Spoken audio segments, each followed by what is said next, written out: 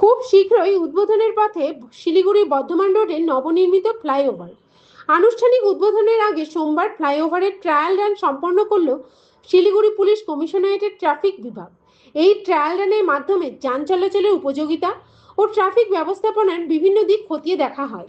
এদিন Siliguri police commissioner Syed Waker রাজার নির্দেশে ডিসিপি ট্রাফিক কাজী শামসুদ্দিন আহমেদ, এডিসিপি ট্রাফিক পূর্ণিমা শেরপা, এসিপি, পিডব্লিউডি ইঞ্জিনিয়ার এবং ট্রাফিক বিভাগের আধিকারিকরা ফ্লাইওভারটি বিস্তারিতভাবে পরিদর্শন করেন।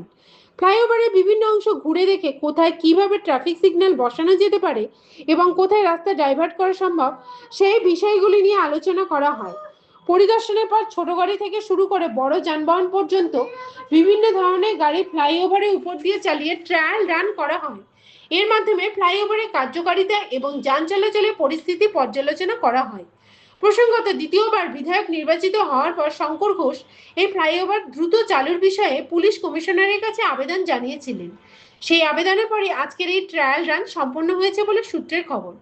আগামী 20 মে উত্তরবঙ্গ সফরে আসছেন মুখ্যমন্ত্রী শুভেন্দু অধিকারী। সেই দিনই তার হাত ধরে এই ফ্লাইওভারের উদ্বোধন হতে পারে বলে সূত্র মারফত জানা গিয়েছে।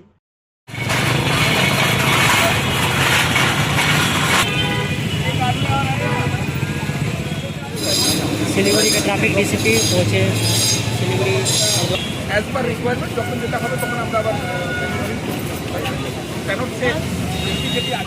বর্ধমান রোড ফ্লাইওভারে আমরা এসেছিলাম, ট্রায়াল রান করালাম এবং as per government's direction CP sir আমাকে কালকে বলেছিলেন, এমএলএ সাহেবের সঙ্গে কথা হয়েছিল, উনিও ডাইরেকশন আমাদের বর্ধমান রোড ফ্লাইওভারটা কীভাবে তাড়াতাড়ি খোলা যায় তার ব্যবস্থা করতে। আমরা সেটাই ট্রাফিকের সব পার্সোনাল এবং পিডব্লিউডির লোক এসে আমরা ওটা এক্সপ্লোর করছিলাম এবং কিছু ট্রায়াল রান করিয়ে দেখলাম গাড়িগুলো কোথায় কী অসুবিধা হচ্ছে, কীভাবে আমাদের কোথায় সিগন্যালিং সিস্টেমকে কী করতে হবে, কোথায় ডাইভারশন করতে কোন গাড়ি যাবে না, সেটা নিয়ে আমরা এক্সপ্লোর করছিলাম।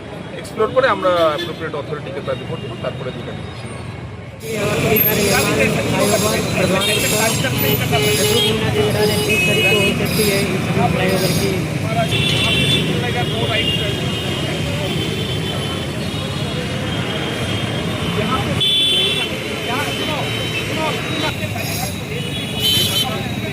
सौदा सौदा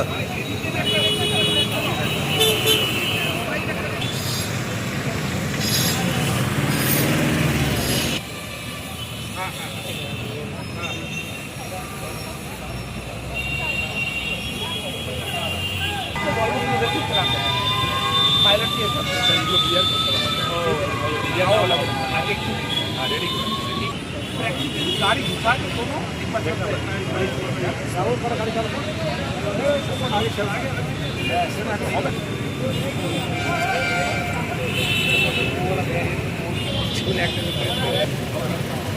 मतलब इसके बाद फिर उसको हटा दीजिए। क्या था वो क्या था